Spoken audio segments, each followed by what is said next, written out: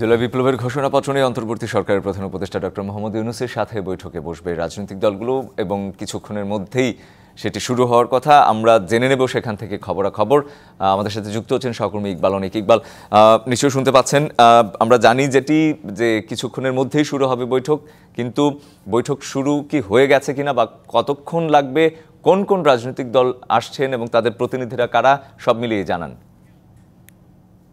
রঞ্জন, ছাত্র জনতার যে জুলাই আগস্টের গণ অভ্যুত্থানের যে চূড়ান্ত ঘোষণাপত্র সেটি কিন্তু আজকে বিকেল 4টায় প্রধান উপদেষ্টার সঙ্গে বৈঠকে বসবে। যেসব জুলাই আন্দোলনের ঘোষণাপত্রটি কি হবে, কেমন হবে, সেটি নিয়ে কিন্তু সকল রাজনৈতিক দলের কিন্তু এই বৈঠকে বসার কথা রয়েছে। এখন পর্যন্ত আমরা ফরেন সার্ভিস একাডেমির সামনে আছি, সেখানে কিন্তু এখন পর্যন্ত ভেতরে কোনো রাজনৈতিক দলকে আমরা প্রবেশ করতে দেখিনি এবং সকাল থেকেই একটি ধোঁয়াশা তৈরি হয়েছিল এই বৈঠকে বিএনপি যোগ দিবে কিনা, সেটি কাটিয়ে কিন্তু এই সকল ধরনের সংখ্যা কাটিয়ে বিএনপির এক সদস্যের একটি প্রতিনিধি দল কিন্তু এই বৈঠকে যুক্ত হবেন।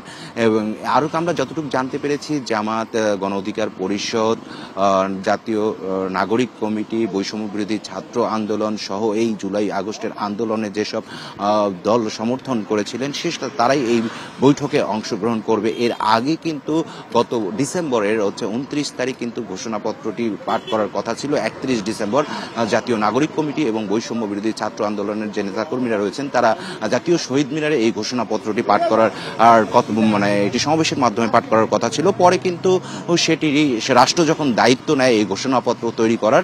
250-টিরও বেশি ডিজাইন অপশন নিয়ে ওয়ালটন স্মার্ট ফ্রিজ, বোঝে আপনার প্রয়োজন। এবং পরবর্তীতে কিন্তু 31শে ডিসেম্বর বৈষম্য বিরোধী ছাত্র আন্দোলন এবং নাগরিক কমিটির যে নেতাকর্মীরা রয়েছেন তারা মার্চ ফর ইউনিটি নামে একটি সমাবেশ করে। সেখান থেকে তারা কিন্তু 15 দিনের সময়সীমা বেঁধে দেয়। 15 দিনের মধ্যে এই ঘোষণাপত্রটি চূড়ান্ত করে জাতির সামনে নিয়ে আসতে হবে। সেটি কিন্তু গতকাল কিন্তু সেটির 15 দিনের শেষ সময় ছিল। আজকে কিন্তু একটি বৈঠক রয়েছে, সেখানে কিন্তু কি রকম রূপরেখা হবে সেই বিষয়গুলি কিন্তু উঠে আসবে।